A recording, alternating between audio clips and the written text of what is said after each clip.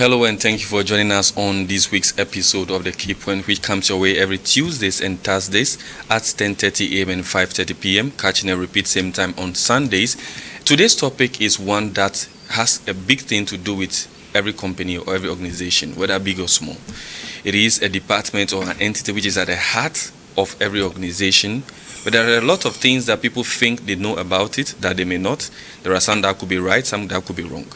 But we understand that for a company to move forward in a good direction, they need that particular department. This brings us to the topic for today, the role of human resources, which is HR, for workplace success. Somebody might say, well, I work in a company or an entity where we don't have human resources, but we are moving forward. Maybe you are gaining just 50% of what you're supposed to gain, so you never know. I have two very important and certified guests who are going to help us discuss this conversation today. I have my very first fresh guest, who is in the person of Mr. Alain Glakbe. He is a certified expert and professional in international human resources, and also Mr. Prince Mali, who is a certified professional in human resource management in public service. I'm very glad you are all able to honor my invitation. Thank you. Thank you for coming. Yeah. So as I said earlier on, definitely we are going to touch on what human resource is, some of the challenges, the misconceptions, what is the actual role of the human resource, and a whole number of things. So without taking much of the time, I will start with Mr. Alain Glakbe for the very first question, what human resource management is, and also why you believe is very important. Thank you very much, Jerry, for the question. Human resources management is key in every organization because it helps achieve the goal. That's in one word what I can say. So coming to human resource management of full definition, I would like to go a bit in the past. In the past, let's say the work is more in clerical work, controlling attendances, signing contracts, firing, and control how the work is being done. That's what human resource, and even in the past, the word is not human resources. It's either chief of personnel or controller. So words perhaps like chief of staff in some like that. Entities. But as years go by, and due to the strategical part of the work of human resources, the name is changing. So these days, maybe in the recent past, they talk about human resources. But these days, the word that is mostly used is people and culture. People and culture. So as you ask the questions, human resource management, what is it? So let me just stick to that word, human resource. Thank you for the enlightenment early on as well. It's a pleasure. Human resource management refers to the strategic approach to effectively and efficiently manage the human capital or the employees or people that are working in the organizations to achieve the organization vision, missions, and goals. It's very important because their goal attainment is the reason of the existence of the organization. There is no organization that exists today without achieving the goal and can still be there. So that's why human resources is there, because it helps attract or hire the right talent. I'm using my word very well, the right talent. Why talent? Before we talk about talent, we refer to the vision. We refer to the mission. And from the vision, mission, and the goal, we interrogate ourselves. If I say ourselves, the leadership. And I'm part of it. What are the competencies required to meet the vision or the mission or the goals? And with that, we draw the competencies needed that are missing in the organization, so that in a period of time, it can be in 3 years, 5 years, or more than that, to achieve the dream of the organization. So we work on that. So I don't want to have the monopoly of the conversation, so let me pause and give the opportunity to others. Okay, so Mr. Prince, what is your submission with regards to the same question? Thank you very much, Mr. Jury, and thank you for outlining the background of human resource. Human resource encompasses a wide range of a know-how, knowledge, expertise, and wisdom in order to manage properly human who are ready to work within an organization. And human resources play a very critical role within a company or within an organization because they enhance the productivity, they enhance the well-being, the overall well-being of a company. And it plays very critical role. Like one of the major roles are hiring, firing employees, and also one of the major roles of human resource is to ensure the well-being, physical well-being, mental well-being of employees within a company or within an organization. Thank you. Okay. Earlier on I said that, you used the word firing. I got a bit alarmed because in most understanding, if I'm not wrong, probably that of my viewers as well, we believe or we think the firing is done, or the hiring even is, or the firing is done by the director general or the managing director or the CEO. But I'm probably getting from the experts here on the set that it's done, I don't know if it's by or through the human resources. So, Mr. Alain Glakpe, what are some of those misconceptions that people have about human resource, the department as a whole? Thank you, Jerry. It's true that many have misconception about human resources, and part of those misconceptions is the firing that you just mentioned. Personally, all over my career, I've never fired anyone. Oh, congratulations. I work alongside people managers. I support them in taking the right decision. And it happens sometimes that if even they want to fire a staff, I stand against it because it's not verified. There is no proof about it. And it happened to me to be in the shoes of that very staff about what he is accused of to defend his case. So, in a nutshell, we are not here to fire. We are here to understand and to make a sound and balanced decision as far as hiring or termination is concerned, as part of our role. So the second misconception about our role is that we are seen like we are only there for the organization profit. I mean, somehow it's true, but not all the time. Why? After all, we need human capital for the goal to be achieved. And the way we treat those people that has been entrusted to us, I mean that we are managing, will depend the benefit or fruit that you are gaining for the organization. So we balance. If we consider that the human capital is overloaded, or there are too much to work on, that will not give a quality result. I insist on that, quality result. Because after all, there are many organizations that are giving the same product, that are serving the same product to the client or customers. Exactly. And our quality results will help us to make difference after all. Yeah. So we consider the quality and we press on the button. Please, your staff is tired. Can you give him a bit of relief?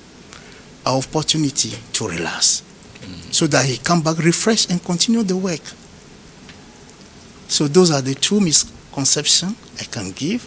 Something like that we are only there for policy compliance. Yes, we know the policy, we know the labor law, But after all, we are also human. Human, yeah, exactly. The human being as we are in facing the interpretation of the policy, we bring in that sense of human. And we are give the right advice when it's time to give decisions. So that's the few that I can share for the time being. Thank you. All right, thank you also for that very important submission. As an HR person in public service, for example, what are some of those misconceptions as well? Thank you very much. It's a very great question. And we have a lot of misconception about human resource. For instance, human resource, so many people think that it only stands on managing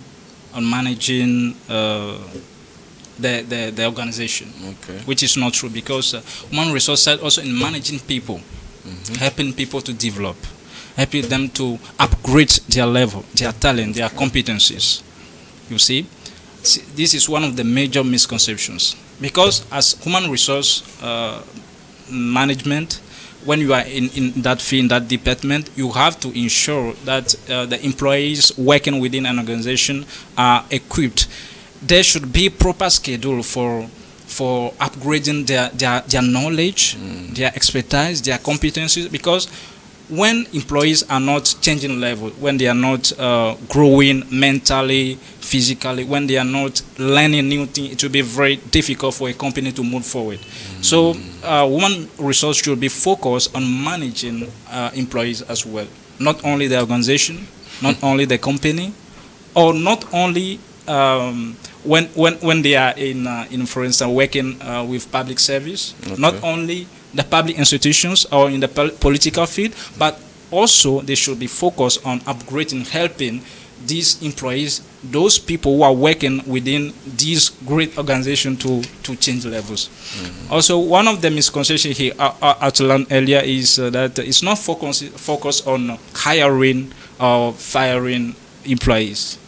It's more than that. It's more than that. So he said it is very important to understand what the employees are passing through in order to understand their concern.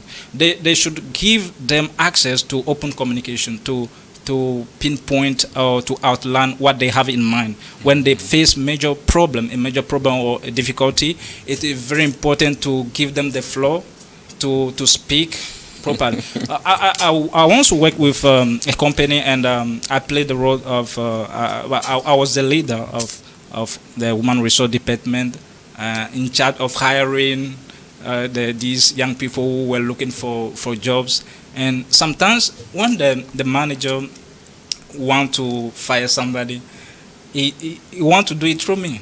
And I have to counsel him. I was even coming to interject a bit, because I feel like sometimes the actual people who want to do the firing hide behind the human resource to actually do that. So they are afraid. Sometimes they are afraid. They don't want to do it publicly. But when you take some organization, even the CEO can fire directly.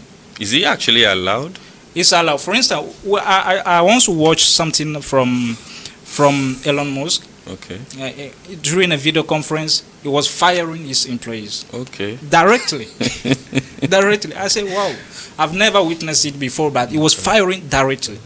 You are fired. You are fired. You are fired. And it's very strange. It's very strange. But in some companies, they want to do it, but secretly, through human resource department. Yes. Okay. So definitely, I think I've gotten the clarity in terms of the working environment, that the hiring is actually done by the human resource.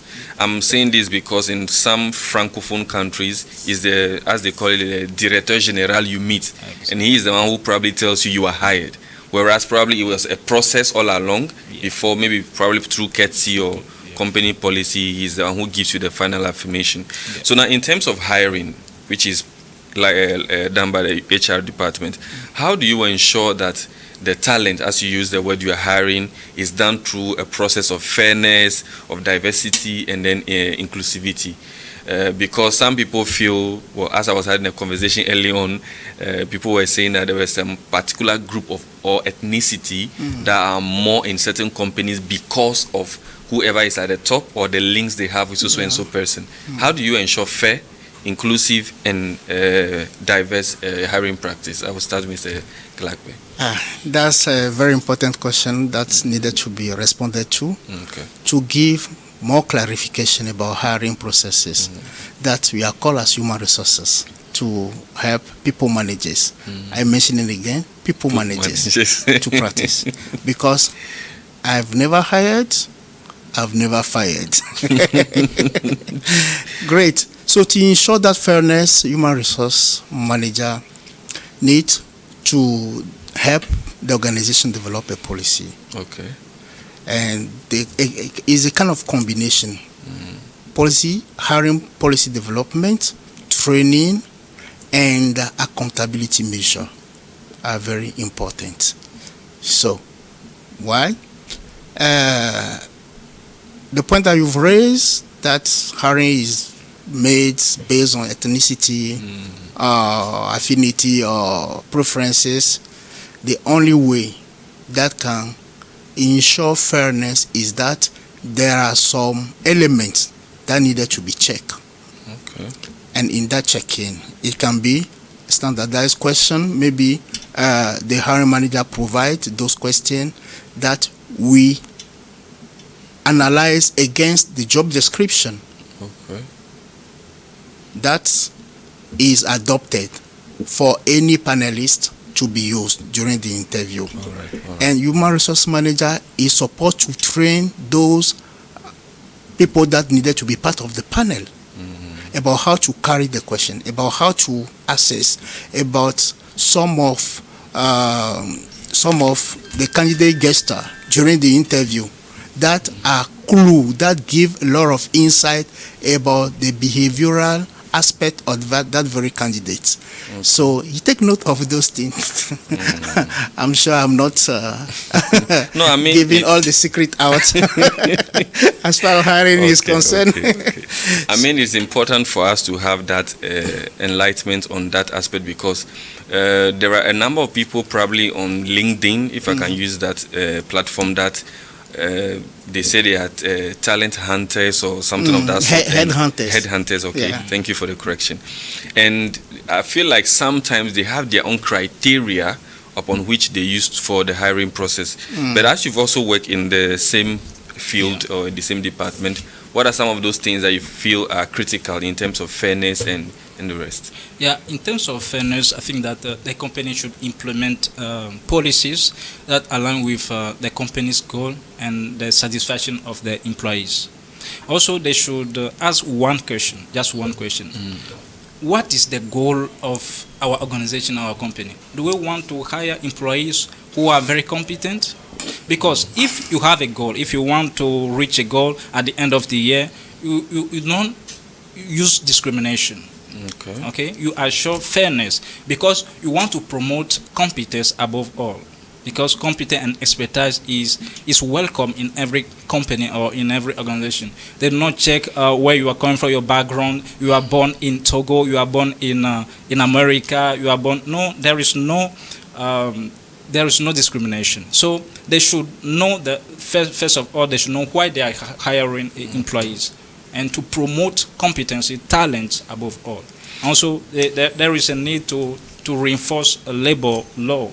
The reinforcement of law is very important. That's why even this message is addressed to even the employees who want to work within an organization. They should ask proper questions before starting about the reinforcement of the law within a company. So, because when there is no, when we do not have law regulating, ruling a company, it's very complicated to respect this kind of policies within an organization. Yeah. You did mention no discrimination, but I've followed a particular lady on Facebook. She's also a headhunter, and she made an assertion one time that sparked a bit of controversy online. She said that there are certain clients, especially from outside or from a particular geographic position, that anytime she's hiring for them, they allow everybody on certain positions. But when it comes to the very higher positions in companies, they require specific kind of people, either from a particular place, a particular ethnicity, or a particular gender, if I can use the word. Would you feel that constitutes discrimination? Because earlier on you spoke about the goals and the vision, so I'm just trying to see how, it is my company in a way. So if I'm dictating the kind of person I want and you are HR, you are still supposed to manage or balance. So how would you consider that discrimination? At that point, it's very difficult to discern. It's very difficult to discern because it might not be discrimination, but some other reasons. Okay. Yeah. Okay. It might not be discrimination. I mean, you said open communication, so I agree with your point. Would you see that as discrimination? Sure. Thank you. I think in every recruitment, there are some obligations that the panelists need to abide by. Okay. Those are very important. Why am I saying it? Let's say I have a position where I need a typical person that is, I don't want an handicap for the position. Okay. For some, it can sound as a discrimination. Meanwhile, due to the nature of the responsibility, an handicapped person will not be at ease delivering properly. Okay. So the same thing can be applied for gender in some way, for some position. But what I know in the corporation, more and more this day, is that we are promoting leadership, female leadership in position. Why we've come to understand that whenever a female take a higher position, there is transparency. That one is key, and it has been proven in many occasions to me. Because you not see that lady cutting another man. No, it's only men that are doing it. Okay, go ahead. And they misuse the resources of the organization for that. Yeah, exactly. This is a straight bullet to all the men. With the motherly heart of helping the lowest, those who are the lower performers, to bring them up, they are ready for it. Whereas women, we are eager to have performance. We are not patient enough. So that's why, let me say very strongly that in terms of how higher the position is, we don't need to prefer one gender against another. Okay. You're about to add something. I just want to add something came in my mind. Let's say that person wants to occupy a higher position within a company. Okay. The CEO of the company might look for some criteria. Like, for instance, is that person able to communicate effectively? Okay. To negotiate effectively, because in some companies it's very important to have negotiation skills, communication skills. So you want to occupy a certain kind of position, you need to develop this competency, these skills of paramount significance within a company. Also, you need to have control, emotional control, like he mentioned earlier. Is your emotional intelligence higher? Because in some when you reach some positions within a company organization, if you don't have a very high degree or a very great emotional intelligence, it will be very difficult for you to maintain that position. It's one thing to occupy the position, it's another thing to maintain the position. So some people are very immature emotionally, and it will be very difficult for them to maintain this kind of position. So the CEO also used to look for this kind of aspect before conferring a responsibility to somebody. Okay. And I may add that these days soft skills are more important than hard skills.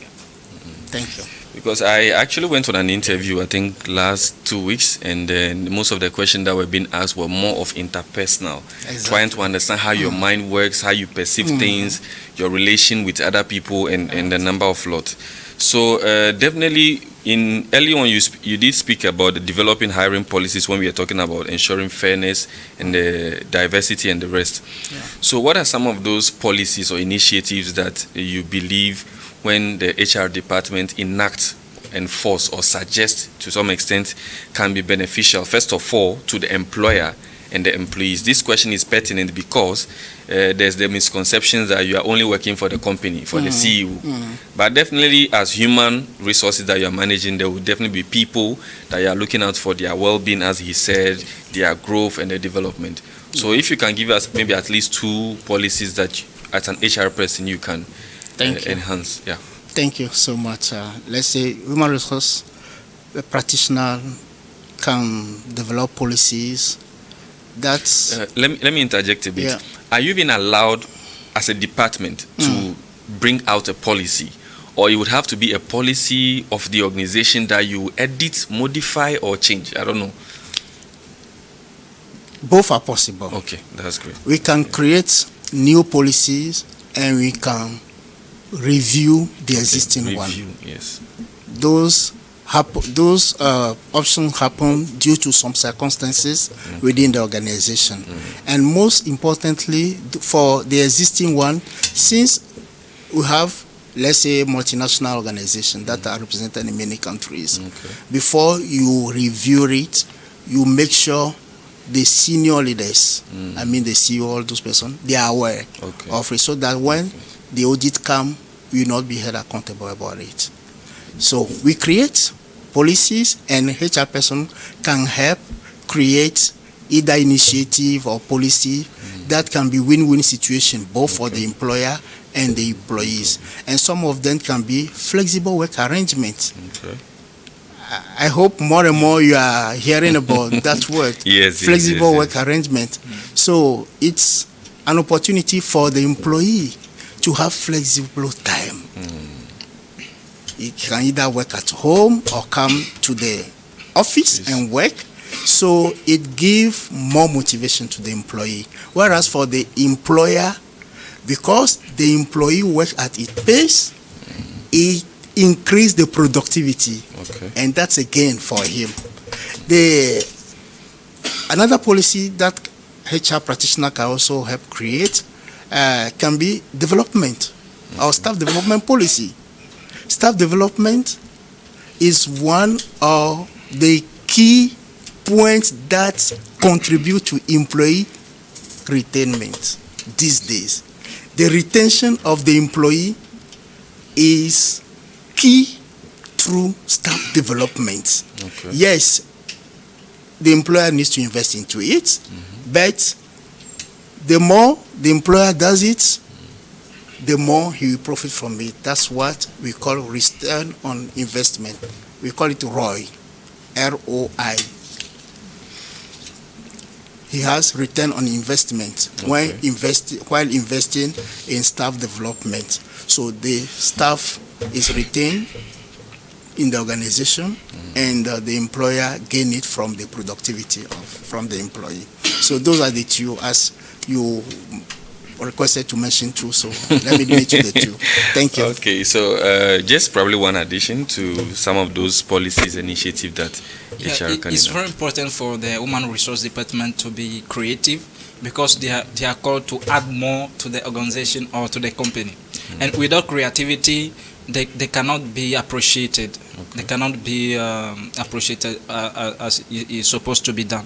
So it's very important, as you mentioned earlier, for them to be in agreement with the policy ruling the organization. Before modifying a policy, it's very important for them to be in accord or in agreement with the CEO, for instance. So that's what I have to add within the policies. And it's very important that they motivate the employees. They help the employees to reach the goal they are expecting from them. And also within the policies, they should know how to put in place flexible schedules. Flexible schedules. They should have sessions, practical sessions, to train the employees. They should also have a practical session to help the employees developing reaching higher levels in for example, leadership. I'm very good you brought that aspect of development, because that was going to be my very next question. Yeah. You know, there are certain companies where over the years there is no evaluation, there's no appraisal, which begs the question if those they are aware of the development of their staff, if there is anything that needs to be corrected, instead of waiting till everything is gone wrong before they actually fire them and the rest.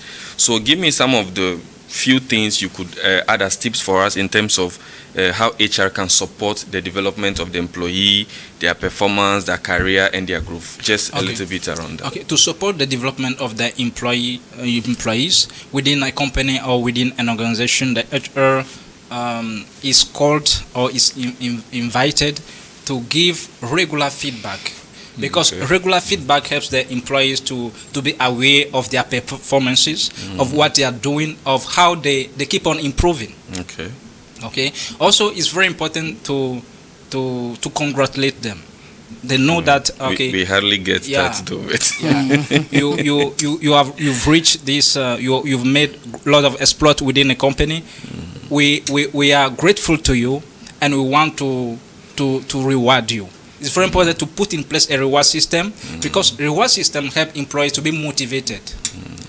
It prevents brain drain, because when the employees who are very skilled, who are mentally developed, who are very competent are not motivated, even the payroll, even when they are not paid properly, they can leave the organization. You should make that one loud. Yeah, they can leave the organization, because they know their value. So Exactly. their employee will know their worth, their value, and they know that they are very competent.